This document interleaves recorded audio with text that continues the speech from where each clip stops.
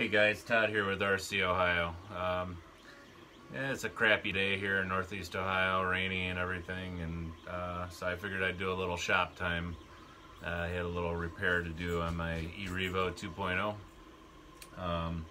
Just want to explain what went wrong and, in my opinion, what steps you could do to keep this from happening.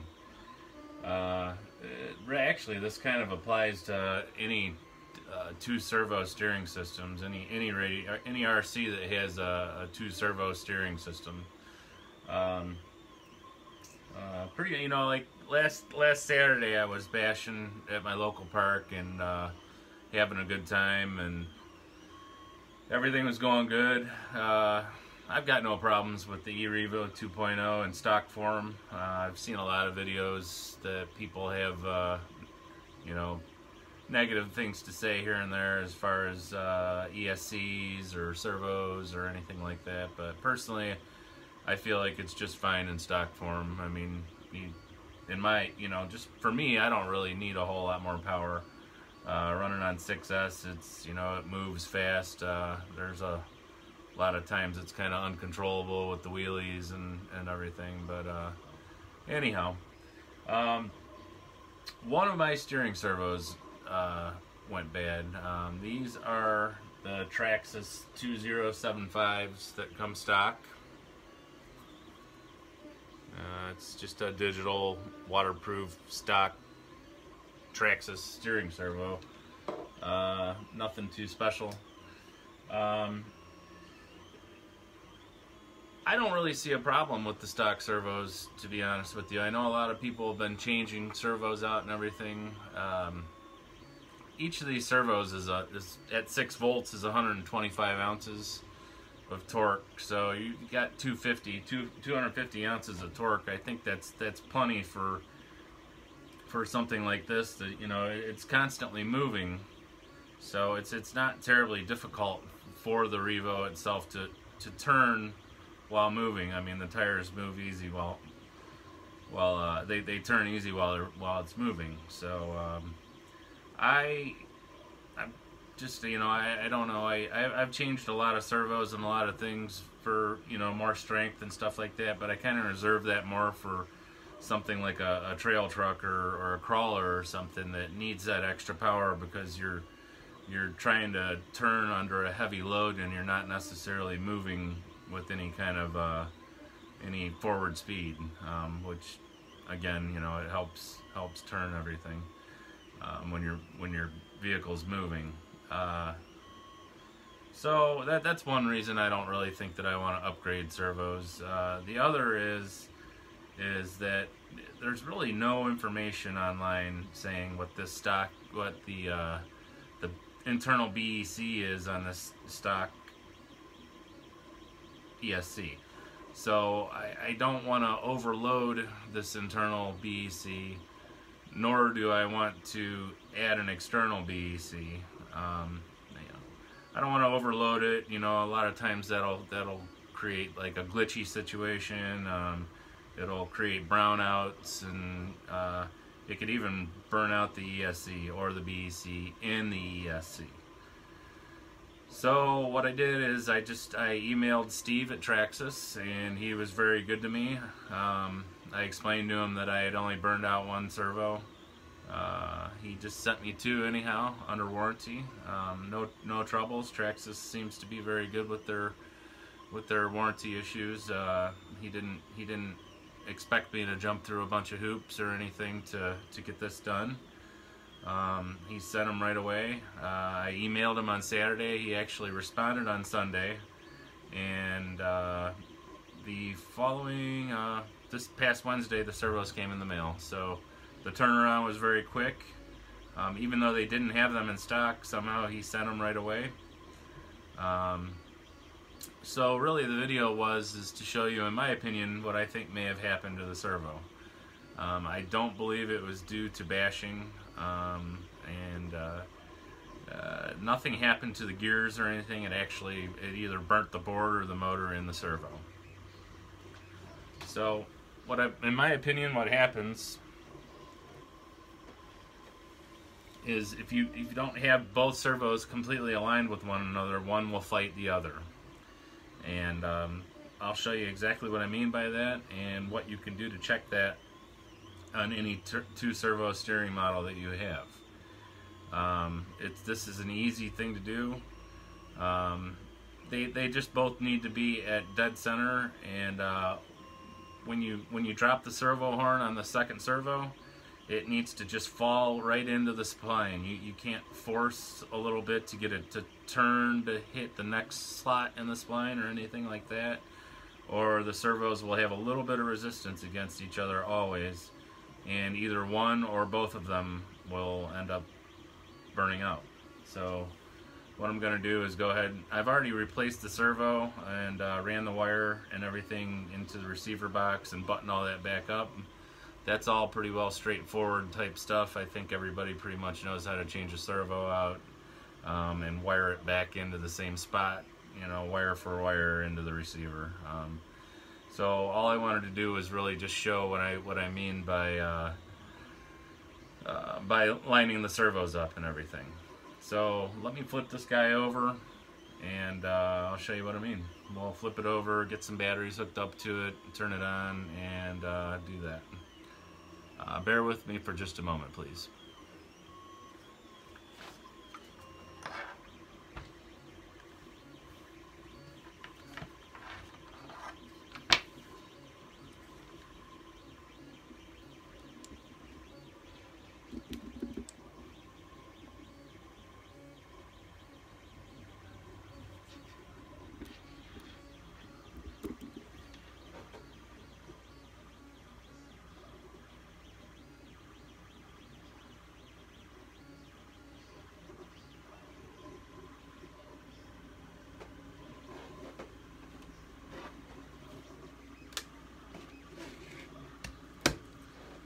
Got my trusty Gens Ace 3S 5000s.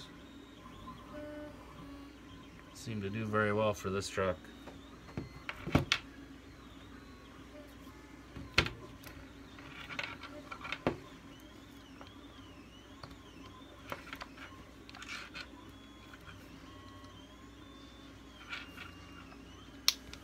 Pop.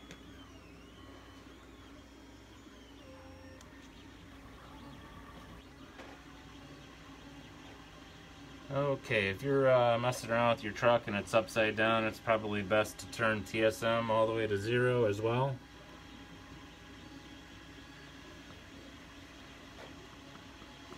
And we're going to want to trim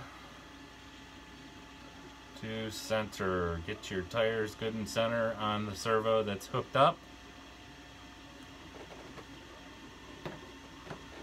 Now it should really just be as simple as this last horn on the servo should just very easily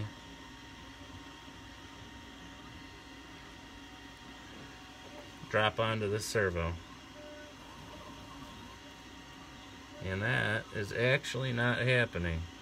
So my recommendation would be to turn this turnbuckle, just one full turn, like so, hopefully aligning it on the teeth. Not happening. So let's turn it just a little bit more so that's flat.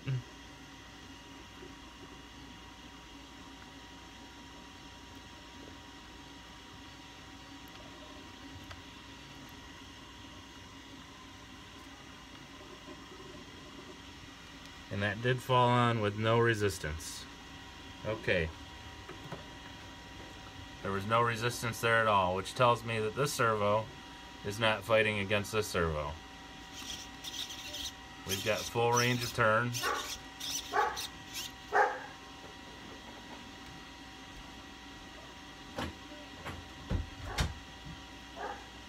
Sorry about that. My dog's barking. She absolutely cannot stand RCs. So,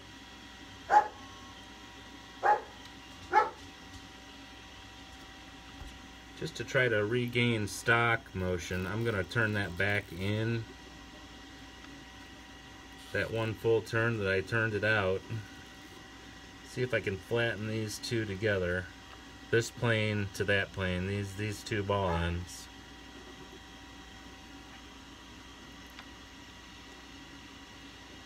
Yes, we're in good shape right there. There's nothing against one side to the other is what we're shooting for. I hope